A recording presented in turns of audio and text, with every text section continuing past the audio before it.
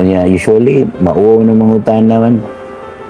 Yan, sutiante ka. Kung ikaw mangutan na sa room, ayaw mo mga classmate mo doon na mo yung uy, mangutan na ko sa ba kung maglibog ni. Kung maglibog ka. Ang tanaw nila ni mo, kanang mura ka leader, mura nga. So, pangutana. Pangutana. Ay, kay kong pangutana. Pwede dyan kayo mangutana. Walay problema kung mangutana ka. Klase man. Honest man ka question. So, labi na grade 6, grade 7, grade 8, nga na, you need to have kanang kaisog ba na mangutana kung naglibog ka. Matod pa nila,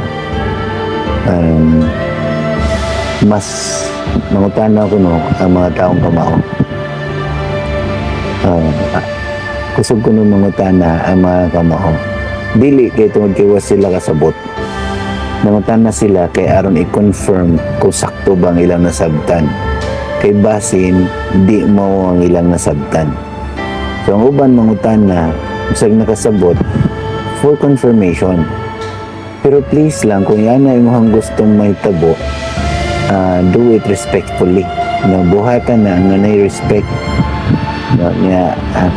Ay pang hambugon na katuon ka. Use it for your own good and for the good of others. Kung makatuon ka na, well and good.